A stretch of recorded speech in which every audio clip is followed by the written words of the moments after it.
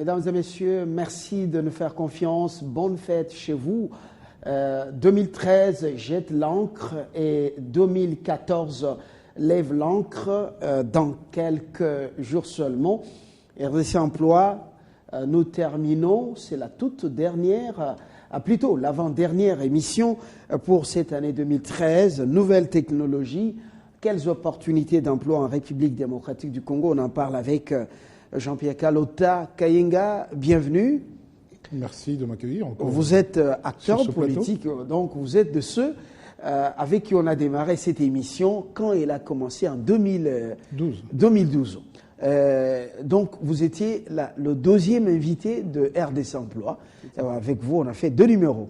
Oui, je crois que cela concernait l'implication ou du moins l'impact que pouvaient avoir les grands travaux, les 5 chantiers sur l'emploi et comment faire en sorte que les emplois qui étaient informels au Congo deviennent formels, c'est-à-dire essayer de récupérer une partie ou du moins tout au plus l'ensemble de cette économie informelle qui peut avoir un impact sur le PIB du Congo, le récupérer pour que ce soit de la richesse, parce que ce soit les commerçants ambulants que vous appelez peut-être chailleurs ou je ne sais pas quel est le mot encore utilisé ici à Kinshasa, ils participent à l'économie du pays. Donc oui, on parle des chailleurs. Voilà, on avait abordé l'ensemble de ces sujets. Oui. Ce sont des acteurs économiques à part entière parce qu'il y a une certaine richesse qui est produite et le sujet avait été évoqué pour comment faire en sorte que cette partie ou cette pan entier de l'économie du Congo soit intégrée dans les statistiques, justement en leur donnant une opportunité de pouvoir avoir une couverture sociale. Très bien. Alors, vous êtes, au-delà de votre statut d'acteur politique, vous êtes également directeur associé de Holdcop, qui est très, très plongé dans les nouvelles technologies de l'information et de la communication. Quelles sont les opportunités d'emploi dans les nouvelles technologies dans un pays comme le nôtre, le Congo démocratique, qui vient justement d'être connecté à la fibre optique et du coup qui bascule dans ces boulevards de l'information et de la communication. On parle de l'Internet, bien entendu. Le sujet est vaste. Le sujet est vaste parce le monde actuel ne peut vivre aujourd'hui sans parler de technologie de l'information, sans parler de boulevard d'information. Vous m'avez parlé de la fibre optique au Congo, qui est une très bonne chose. Bon, ce sont les balbutiements, si je peux pouvoir m'exprimer ainsi, mais cela devrait améliorer les communications téléphoniques, par exemple. Aujourd'hui, on est dans un monde où on peut, par exemple, dans le cas de la téléphonie, on ne peut plus parler de téléphone sans parler des nouvelles technologies, Internet et consorts.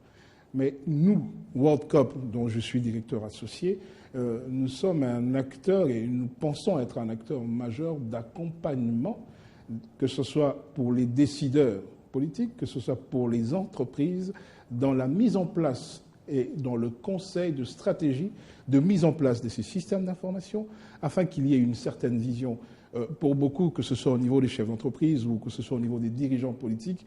Cette technologie, certes, qu'ils peuvent utiliser, je dirais, au travers des laptops et bientôt les tablettes numériques qui commencent à se répandre.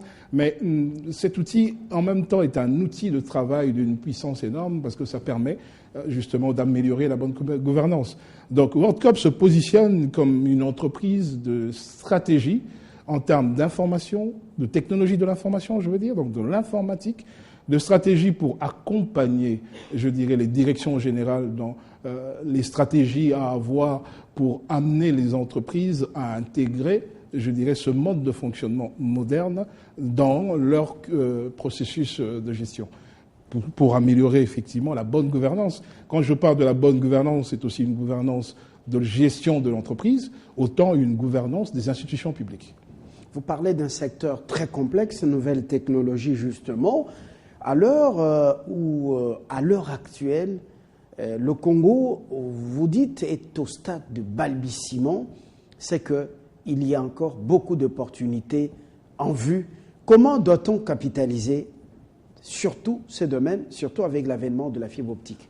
J'ai parlé de balbutiement parce que le retard que nous avions connu, on ne va pas évoquer toutes les difficultés qu'a connu ce pays, mais bon, dans une vision aujourd'hui de ce pays qui se veut moderne, dont on veut faire d'ici les années 2030 un pays émergent, la fibre optique, qu'est-ce qu'elle peut pouvoir apporter? Je peux parler d'un domaine qui est assez, je dirais, qui me touche moi personnellement à cœur, ça concerne l'interconnexion bancaire.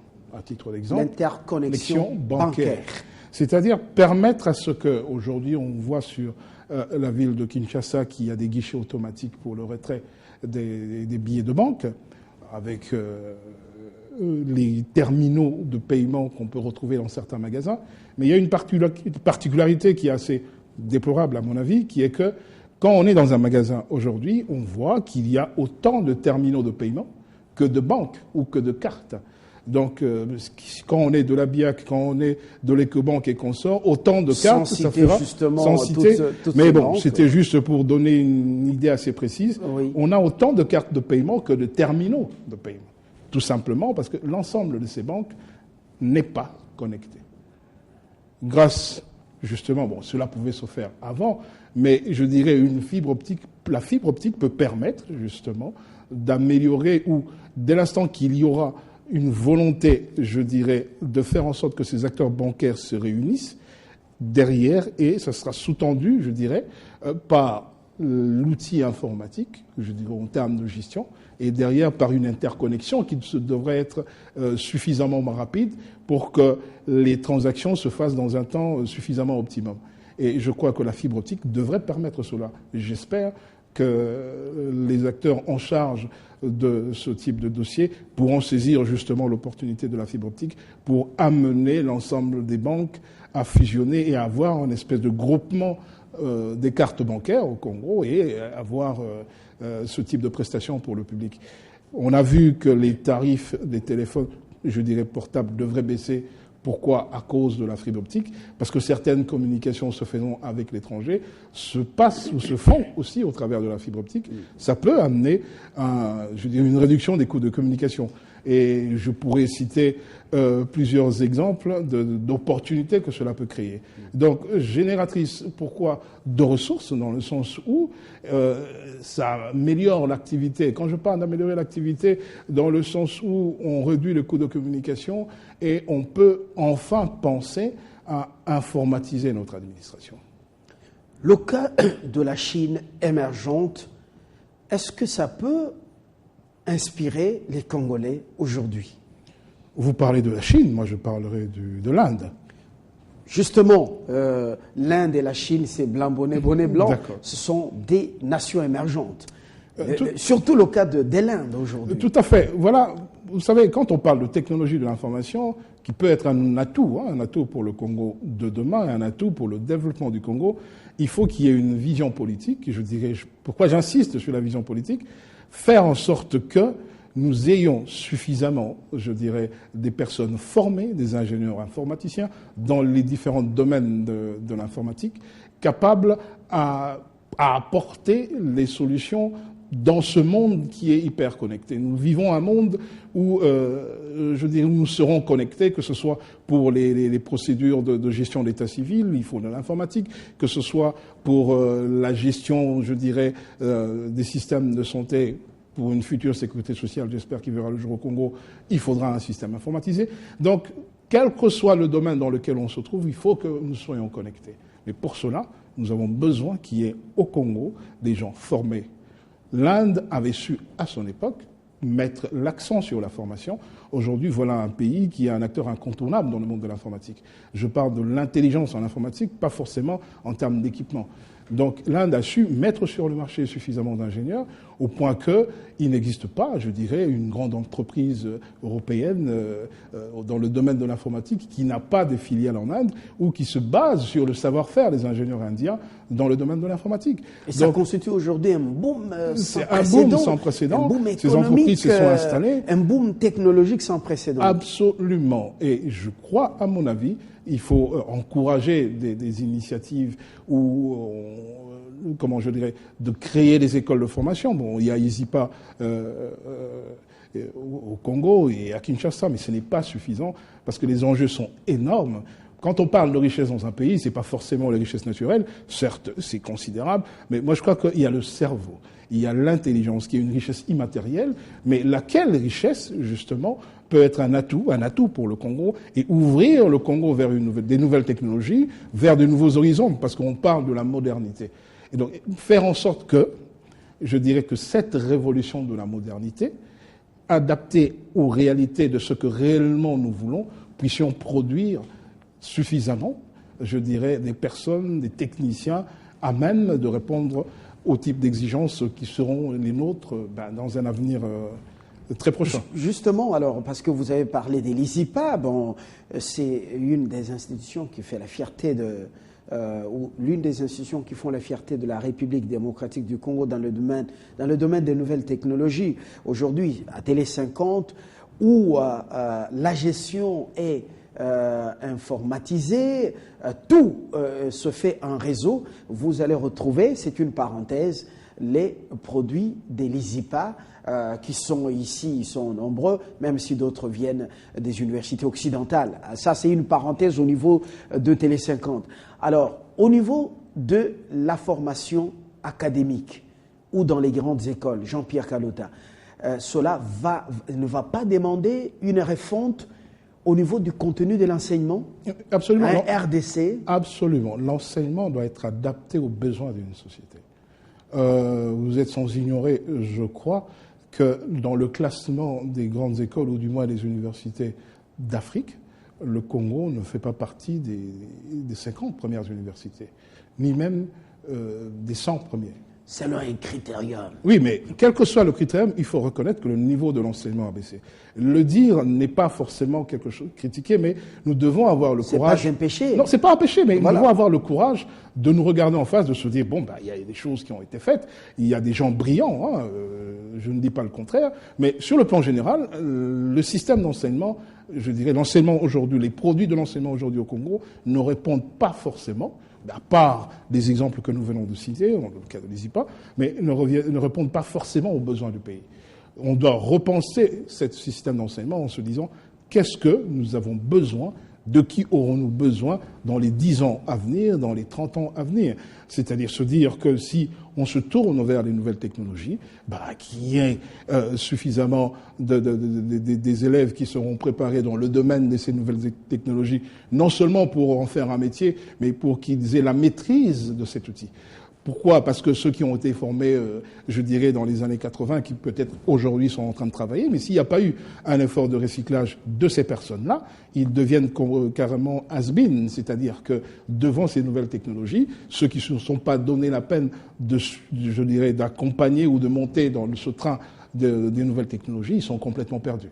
Donc on le voit surtout qu'il y a des fois certaines pesanteurs dans la réforme de certaines administrations, parce qu'habitués à un certain mode de fonctionnement, ils ne pourront pas forcément suivre. Devenu une habitude, pratiquement. Oui, voilà. Et les enfants qui sont aujourd'hui à l'école maternelle, primaire, secondaire et professionnelle, justement, si ces enfants ne sont pas s'ils ne sont pas préparés, ils ne sont pas instruits, selon, c'est-à-dire en dehors des nouvelles technologies ou des exigences de nouvelles technologies, ça sera des enfants pratiquement déphasés sur le marché de l'emploi. Le danger, M. Lumbala, c'est on risque d'avoir des illettrés numériques. Pourquoi j'utilise ce terme d'illettré numérique ? Parce qu'on peut être quelqu'un d'instruit, mais ne pas avoir la maîtrise des nouvelles technologies aujourd'hui, c'est un danger. On devient complètement en dehors de la société. C'est très dangereux par rapport au Congo émergent que nous voulons voir demain.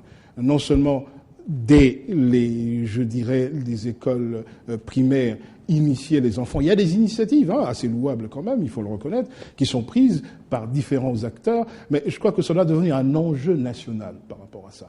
Réorienter les formations et faire en sorte que cet outil informatique devienne, un outil scolaire en même temps. Et cela permet, dès le bas âge, même dans les zones les plus reculées, pouvoir permettre cet accès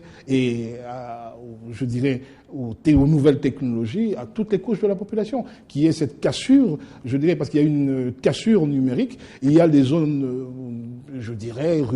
des zones rurales où les élèves n'ont pas accès à cette technologie. Donc repenser, faire en sorte que l'éducation nationale mette un accent sur ce point-là et bien sûr se poser la question de se dire qui doit-on former ? Pourquoi et comment ? Le pays a besoin de techniciens, que ce soit des techniciens agricoles, des électroniciens et consorts, mais le tout tourné vers les nouvelles technologies qui a un atout. Un atout pour nous parce que ça permet, dans beaucoup de domaines, de rattraper pas mal de retard. Il y a même de pans entiers ou secteurs de l'enseignement supérieur où on n'aura pas besoin forcément d'expatrier nos étudiants pour qu'ils aillent à l'étranger. Une université connectée avec des salles, je dirais, adéquates, une salle de cours, un professeur peut donner cours à partir de la Sorbonne ou de toute autre université occidentale et être suivi en direct à l'université de Kinshasa. Ça peut se faire d'une manière assez interactive. Donc moi je crois que... en téléenseignement. Absolument. Téléenseignement Absolument. ou e-enseignement. Absolument. De l'e-enseignement en télé ou en vidéoconférence et toutes ces choses ne peuvent se faire qu'avec les nouvelles technologies de l'information. Attention à ne pas créer des illettrés, je dirais, numériques. Il y en a déjà. Nous avons un problème en termes d'enseignement. J'ai parlé du classement de nos universités et l'enseignement qui a connu des difficultés, c'est normal, les difficultés que le pays avait connues. Mais aujourd'hui, se dire, avec les moyens certes que nous pouvons avoir, on peut mieux faire. Alors, quelle expérience, en fait, quelles sont les opportunités que Holdcop peut nous amener dans le domaine des nouvelles technologies? Parce que vous déplorez ce que vous déplorez, et nous avons la fibre optique. Apparemment, on ne semble pas la capitaliser. Nous sommes un pays post-conflit, et d'ailleurs, les groupes armés sont encore traqués par l'armée nationale. À ce stade, je sais que ce n'est pas ça qui doit focaliser notre attention. Nous devons faire de ce pays un pays émergent en 2030. Mais qu'est-ce qui doit être fait avec l'expérience Holdcop ? Justement, des entreprises comme la nôtre, nous nous positionnons en tant que conseil pour les décideurs dans la stratégie à adopter pour intégrer ces systèmes d'information. Intégrer un système d'information, ou du moins informatiser une administration, n'est pas seulement le fait d'équiper en ordinateur une administration quelconque, mais c'est d'essayer de changer tout un processus de travail, de faire en sorte que le travail de ceux qui auront à utiliser cet outil soit efficient. Donc arriver à avoir un mode de gestion beaucoup plus pertinent et je dirais beaucoup plus adéquat par rapport aux résultats qui sont attendus. Je crois qu'on doit gérer aujourd'hui notre administration non pas comme une administration publique comme d'antan, mais gérer avec un processus de résultats. Je dirais avec un objectif de résultat et de performance. Mais cette performance-là, ce suivi de performance-là doit être mesuré. Les outils que nous, Worldcop, je dirais, développons, parce qu'on est aussi dans l'intégration des outils existants, comme aussi nous sommes dans la conception, mais je dirais sur mesure, des outils de gestion adaptés aux différentes administrations. Je peux donner un exemple d'un outil que nous proposons et que nous tentons de proposer auprès des décideurs, qui est l'OGIEC, que nous appelons OGIEC, qui est l'outil de gestion intégrée de l'état civil. Un exemple tout à fait banal, mais lequel outil permet d'avoir une gestion, je dirais, non seulement optimale, mais infalsifiable et qui pourrait permettre à un pays, une ville, une province d'avoir un état civil, comment je dirais, fiable, et pouvoir générer dans des temps, je dirais, plus ou moins courts, les différents documents de gestion de l'état civil. Et l'ensemble de ces outils développés, si bien sûr, sur les serveurs, peuvent être à la portée, je dirais, des différentes administrations ou des agents de l'état civil, sous forme de tablettes numériques, lesquelles ils pourront aller jusque dans les zones les plus reculées et rurales, saisir les données de déclaration de naissance, c'est-à-dire une naissance peut se faire dans un village.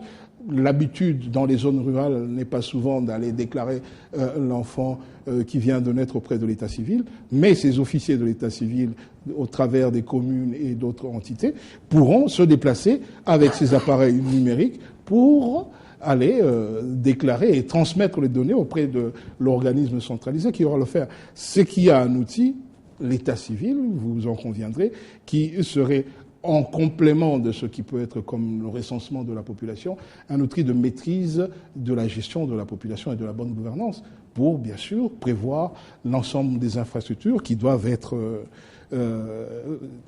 créées pour le bien de la population. C'est en fait ça l'idéal. Mais une question que l'opinion souvent se pose, c'est celle de savoir si les nouvelles technologies ne viennent pas rafler ou supprimer des emplois traditionnels. J'ai parlé de l'Inde, je reviendrai sur l'Inde, oui, qui a su prendre le virage des nouvelles technologies, un pays qui, je crois, était au même niveau que le Congo dans les années 60, un pays, je dirais, assez pauvre, sous-développé, aujourd'hui un des leaders mondiaux dans le domaine des nouvelles technologies, et ce pays a su créer de l'emploi. Et beaucoup de familles congolaises envoient leurs enfants étudier en Inde pour se spécialiser dans les nouvelles technologies. Absolument. Oui. Il y a une chose, certes, il y a certains emplois qui pourront disparaître, en pâtir, mais il y a de nouvelles opportunités, des nouveaux emplois qui vont paraître. Donc il ne faut pas être réfractaire aux nouvelles technologies, parce que je crois qu'on ne peut parler de modernité qu'au travers de ces nouvelles technologies. Et je ne pense pas que ce soit destructeur d'emplois. Je viens de donner l'exemple de l'Inde, qui a su aujourd'hui baser son développement au travers de ces nouvelles technologies. Nous pouvons suivre cet exemple. Et je disais que la meilleure gestion de nos ressources pourrait se faire au travers de ces outils en même temps. Donc, il y aura toujours des nouveaux emplois dans ce domaine-là, et même par ricochet dans les différents domaines liés à ces nouvelles technologies. Et même l'amélioration du droit. Donc, des droits liés aux conséquences que les nouvelles technologies, par exemple en matière de liberté privée, généraient une autre conception du droit, par exemple. Et je crois que l'essentiel est dit. Le dernier message pour les nouvelles technologies, le Congo est déjà entré en danse. Pas de crainte à se faire, mais